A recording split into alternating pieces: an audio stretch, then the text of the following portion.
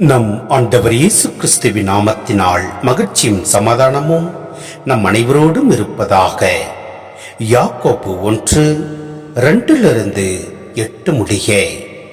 என் சகோதர சகோதரிகளே, பல வகையான சோதனைகளுக்கு உள்ளாகும் போது நீங்கள் மகிழ்ச்சியாய் இருக்க வேண்டும் என்பதை கருத்தில் கொண்டிருங்கள். உங்கள் நம்பிக்கை சோதிக்கப்படும் போது மன உறுதி உண்டாகும் என்பது உங்களுக்கு தெரியும். உங்கள் மன உறுதி நிறைவான செயல்களால் விளங்கட்டும்.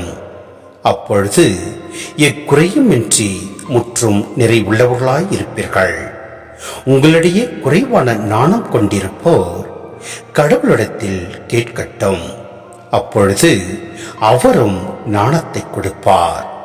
அவர் முகம் கோணாமல் தாராளமாய் எல்லாருக்கும் கொடுப்பவர். ஆனால் நம்பிக்கையோடு ஐயப்பாடின்றி கேட்க வேண்டும். ஐயப்பாடு கொள்பவர்கள் காற்றினால் அலகழிக்கப்படும் கடல் அலையை போன்றவர்கள். எனவே இத்தகைய இருமனமுள்ள நிலையற்ற போக்குடையவர்கள் ஆண்டவரிடம் ஏதாவது பெற முடியும் என நினைக்காது இருக்கட்டும்.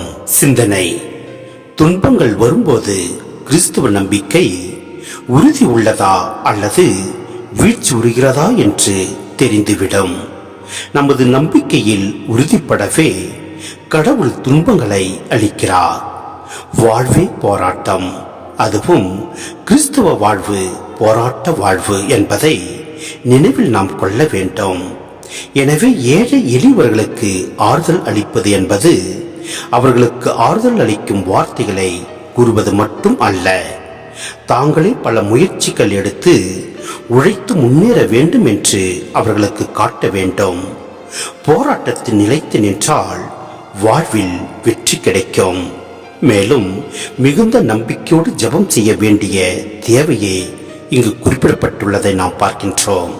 ஆம், நம்மில் பாவம் இராத போது நாம் எந்தவித ஐயப்பாடுமின்றி நம்மில் ஆண்டவரோடு நாம் ஜெபிக்க முடிகின்றது.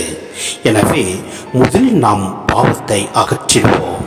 மேலும் நம் ஆண்டவரிடத்தில் ஜெபிக்கின்ற போது எந்தவித ஐயப்பாடுமின்றி நாம் கேட்கின்றது கிடைத்து விட்டதாக நாம் நம்பிக்கை கொண்டு ஜெபிப்போம். அப்பொழுது நாம் கேட்பதை அனைத்தும் நாம் பெற்றிடுவோம். நம் ஆண்டவரில் நிலையான நம்பிக்கையை கொண்டு வாழ்வோம். எல்லாம் அல்ல இறைவன் நம்மை நிறைவாய் ஆசீர்வதிப்பார். ஆமேன்.